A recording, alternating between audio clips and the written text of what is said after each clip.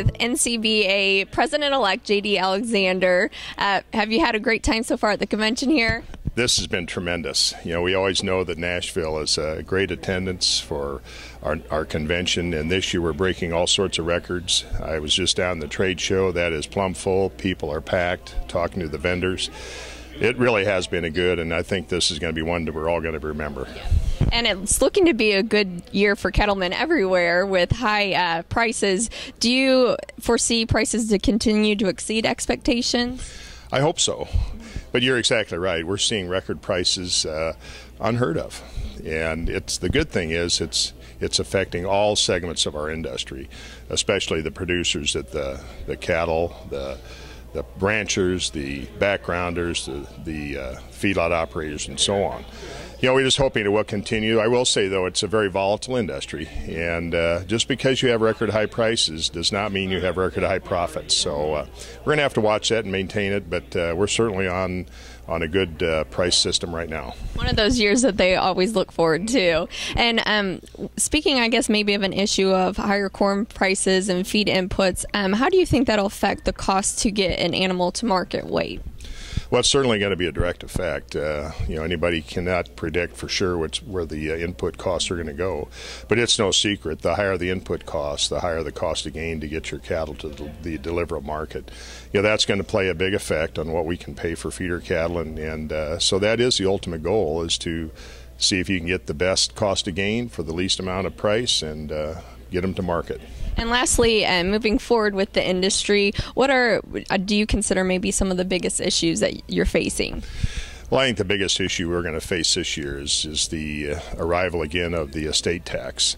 You know, that was put on hold now, and this year it comes back on the floor to be discussed. You know, the thing we want to do is that we realize that our next generation is going to continue our operations.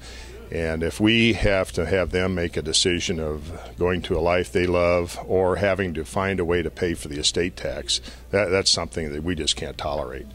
You know, our businesses, we grow them, make them bigger, make them stronger, and really we turn them over to our next generation, not to sell out.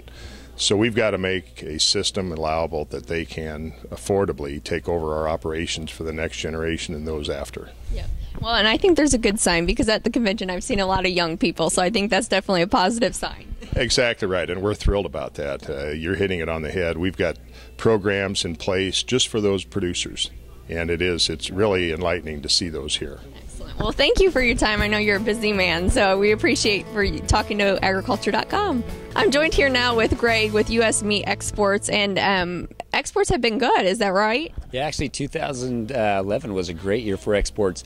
We don't have the final numbers in for end of year, but for at least the first 11 months of the year, we were up 35% on value and over 20% on volume, so huge increase. So we're looking at, you know, for the first 11 months, almost $5 billion of exports, so we'll be, you know, probably close to $6 billion by the time we have the final numbers in, so great year.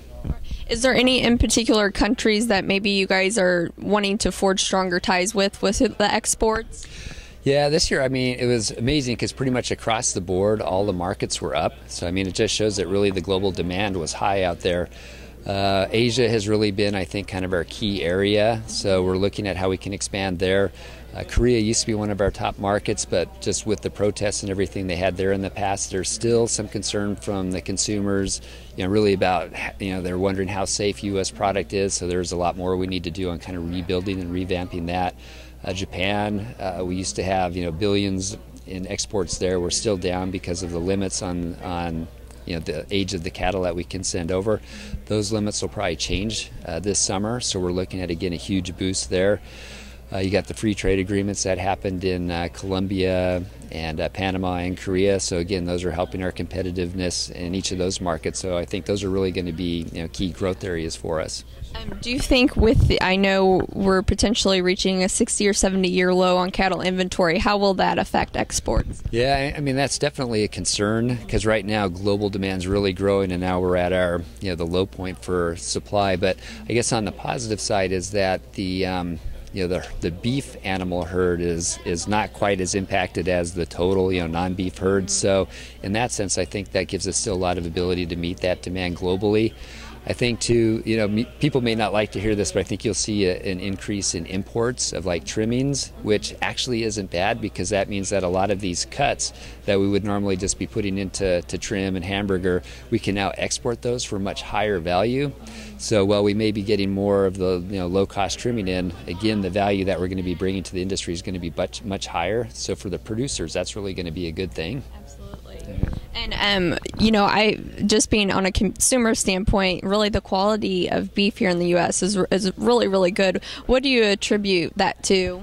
Well, that's one of the things that we always tout, really, is the grain feeding. So there's very few other competitors out there that have the ability to do the grain feeding that the U.S. does. So that's key to the marbling and the flavor and the tenderness of the product. So without that, I mean, that's our key advantage.